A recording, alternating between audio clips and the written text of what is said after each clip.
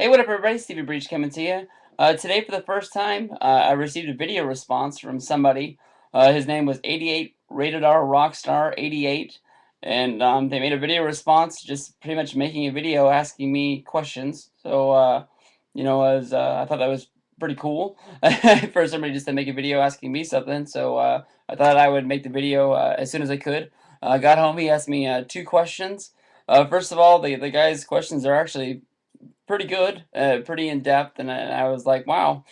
So make sure you go check this guy out. Once again, his name is 88 rated R Rockstar 88. Put the annotation in there after about a minute or two after this uploads. But his first question was about what is the difference between Kurt Angle's DUI and Matt Hardy's DUI? Why is the reason that Matt Hardy pretty much got fired for his DUI, and Kurt Angle's going to still be pushed as the champion of TNA?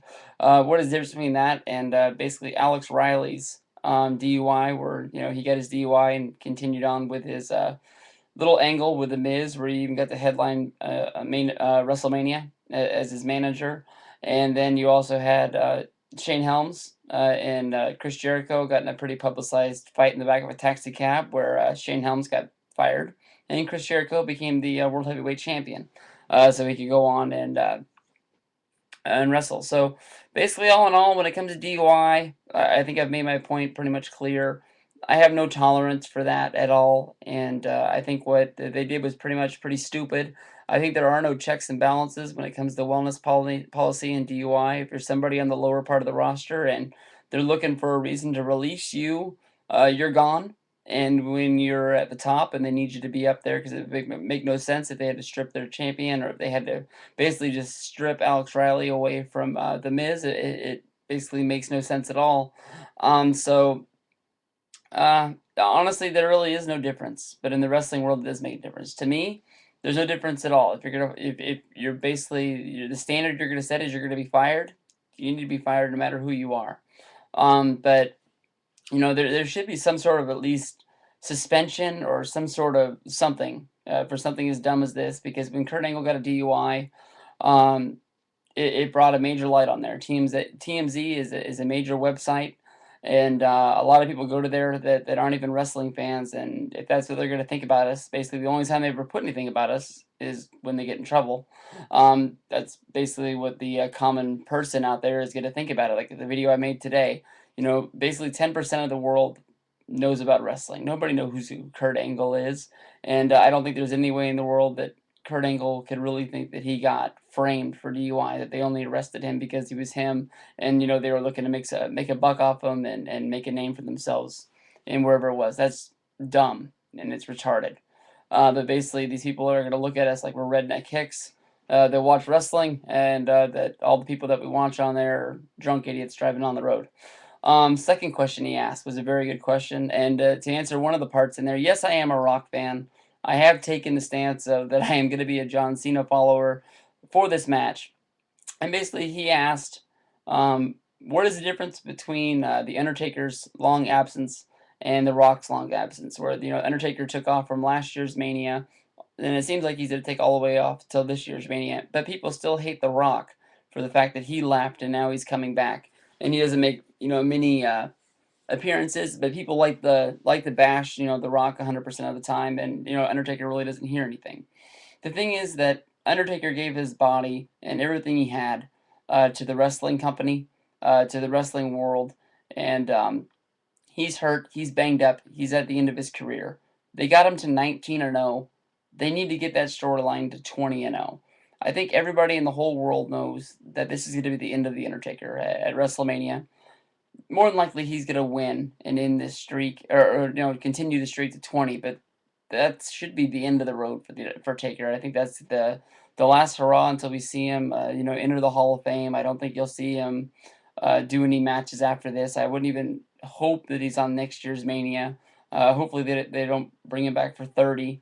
But I think what they're doing with Taker is they're letting him get him rested, get his body 100%, so when they can bring him back, they don't have the fear of him falling apart, because he's going to give 100%. That's what he's given us for the last few Manias. I think you can say that he's had a streak of great Mania matches, starting with the Batista match, and he does go above and beyond for these types of matches at WrestleMania, knowing that they are the staple of his career, with his whole career pretty much based around the streak and WrestleMania and everything like that. That he goes out and gives us that all.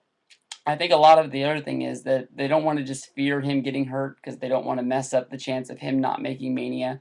That was a big problem last year. He got hurt real late or early in the year, however you look at the calendar. Basically, the WrestleMania calendar. He got hurt real bad. I think it was something with his shoulder, if I remember right, and he had to take some time off. And they were really concerned if he was even going to make it back for Mania. I think he ended up not having surgery, just rehabbed it on his own, and lucky enough he was able to get there because we've only missed him on 2 Manias, and we missed him on WrestleMania 10 for no reason. The Paul Bear shoot that I watched said they sent him over to Japan to have some match, and they didn't want to just piece together an Undertaker match with no feud or anything like that for WrestleMania 10 because it wouldn't have made much sense. But at that time, they really didn't know the Undertaker streak was alive. I don't think they even really acknowledged it till he got his 10th win, and after it, he put the 10 fingers up. And even after that, I don't think it was what it was today. Uh, I wonder when the Undertaker streak really came together. I haven't really thought about that, but when they actually really started to acknowledge it and it meant something. But I mean that's it. When The Rock left for his own reasons. He left because he felt like he had done everything in the wrestling world. He left to go make movies, and he never really came back. I mean, he left after WrestleMania 20, came back to make a Raw appearance with the Divas of all things. He was a part of the Diva contest where the chick sat on the pie, and he made a couple pie jokes, and that was about it. That was the last we saw him for 7 years. Um, he never really came back to say hi or anything like that. He made a couple pre-taped things, but I don't think anybody really cared about it that much because he wasn't there. He didn't make it. He didn't really go out of his way to do it or anything like that. And that what he did wasn't really above and beyond greatness. He didn't ever show up for any of the SmackDown specials or the Raw specials for the anniversaries. And I think that's the thing that the people hold against The Rock. I think what they remember is great, but why the hell not come back and plug a movie? He said he didn't want to come back and plug a movie because people would look at him like he was a sellout and he was using the wrestling fans. But a lot of it also stems off of when he did interviews and things like that. He didn't want to be known as The Rock, the wrestler. That's why he tried to get away from The Rock and became his real life name, Dwayne Johnson. And the few movies that he did put out as Dwayne Johnson, I think everybody knew he was The Rock, but he didn't do as well. That's why he went back to putting The Rock in quotes in between his name, Dwayne The Rock Johnson. And I think a lot of wrestling fans sort of hold that against him, is that he went off to go make movies, which was fine. You can make more money that way. It doesn't take a tear on your body that much. And you can stay safe, and you don't have to work as long. You can have more time off, or you can make more movies and make more money.